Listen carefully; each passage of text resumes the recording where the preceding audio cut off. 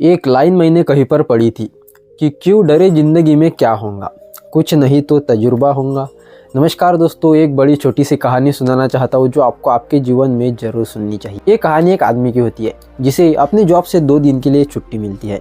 अब वो 2 दिन वो खुद के साथ बिताना चाहता था, तो ऐसे में वो अपने बैग में 2 दिन का खाना पानी भर देता है और रेगिस्तान में खुद को टाइम देने के लिए एकांत में चले जाता है। अब ऐसे में वो 2 दिन पूरे होते हैं, पर वो तीसरे दिन जब घर जाने लगता है, घर लौटने लगता है, तो वो रास्ता भटक चुका था और उसके पास का जो 2 दिन का खाना था वो भी ख़त्म हो चुका था। तो ऐसे में वहाँ से निकलने की बेहद कोशिश करता है। बेहद कोशिश के बाद भी वो वहाँ से नहीं निकल पाता।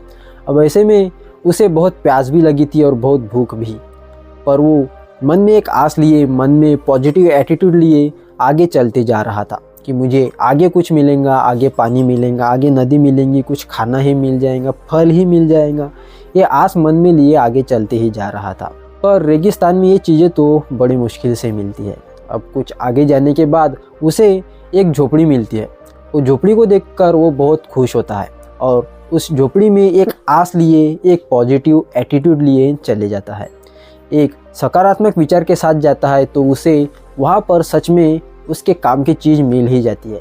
उसे पानी का हैंड पंप दिखता है, पर वो बहुत सोच में गिरता है कि ये काम करेगा या नहीं, क्योंकि वहाँ पर बेहद दिनों से कोई नहीं आया था।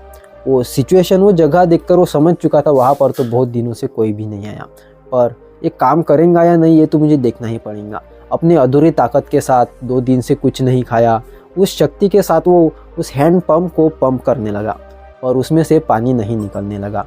अब वो वहाँ पर बहुत थक चुका था और नीचे बैठ गया और नीचे बैठकर ऊपर देखने लगा तो उसे एक बोतल टंगी हुई मिली और वो उस बोतल को नीचे निकाल देता है और उसमें से पानी पीने ही लगता है। तो उसे उसमें एक पर्ची मिलती है।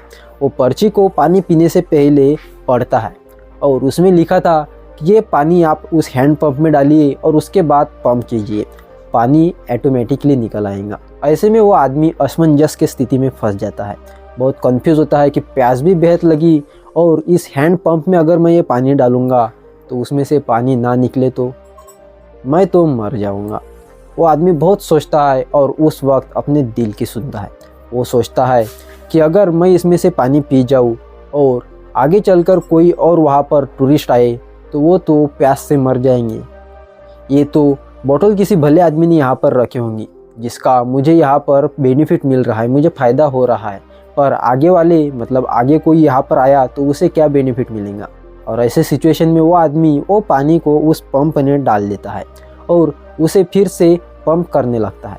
तो यहाँ पर भगवान की कृपा तो देखिए, वो पानी निकल ही जाता है, उस हैंड पंप से पानी निकल जाता है और वो आदमी बहुत खुश होता है और उसमें से पानी पी लेता है, अपनी प्यास पूरी कर लेता है, अपने बैग की सारी बोतलें भर देता है और वहाँ से निकल जाता है।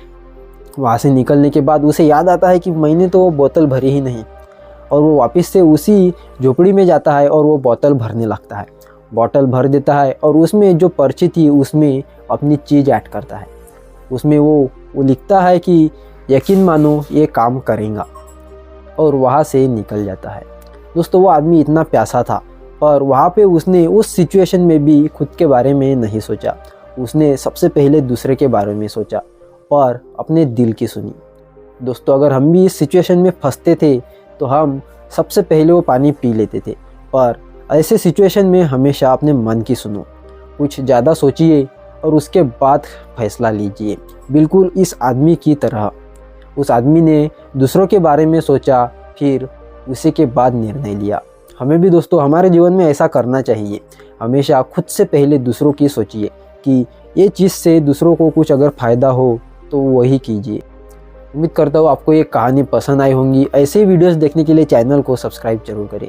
और हाँ, हमेशा की तरह इस बार भी आपसे एक ही बात कहूँगा कि प्रभु की कृपा के साथ, अपनों के आशीर्वाद के साथ, अपनी मेहनत लगन के साथ ऐसा करो काम कि सुनहरे अक्षरों में लिखा जाए आपका नाम।